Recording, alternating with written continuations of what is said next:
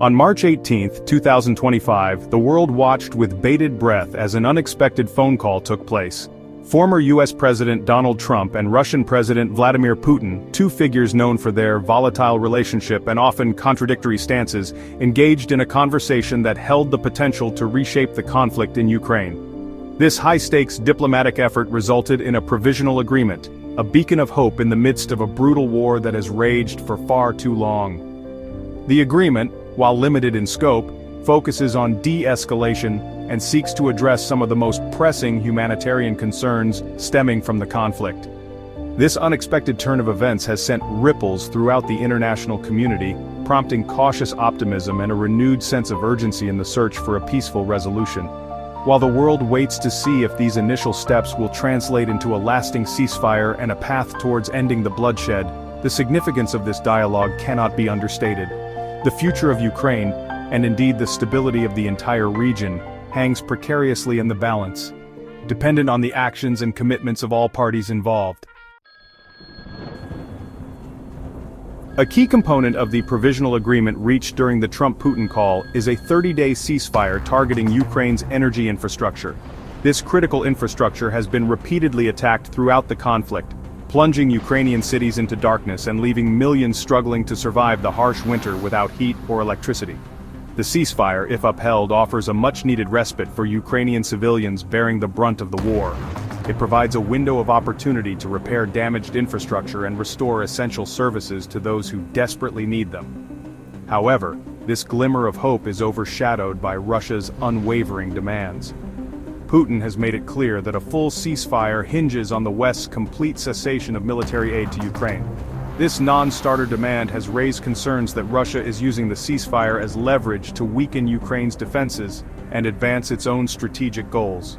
The West, wary of emboldening further aggression, faces a delicate balancing act. It must provide Ukraine with the means to defend itself, while simultaneously pursuing diplomatic avenues to end the conflict.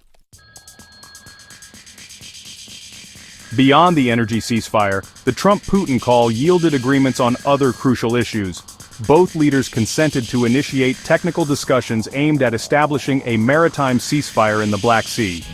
This is a vital step towards ensuring the safe passage of grain shipments and preventing a humanitarian crisis that extends far beyond Ukraine's borders.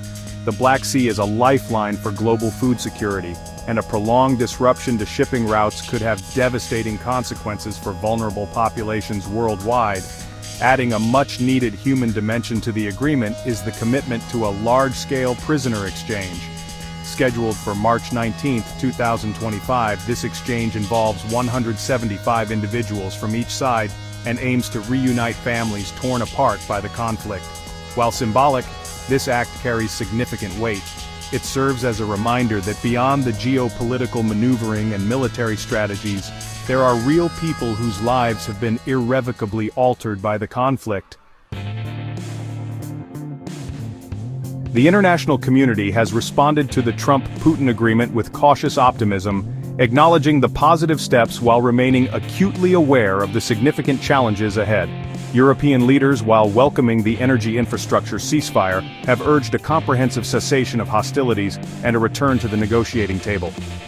There are also concerns about the lack of transparency and potential for conflicting interests, particularly regarding Ukraine's sovereignty and territorial integrity.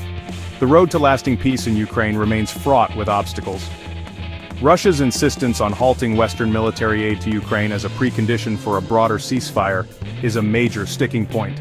Furthermore, the recent resumption of Russian drone strikes after the phone call underscores the fragility of the agreements and the deep mistrust that continues to plague the relationship between the parties involved.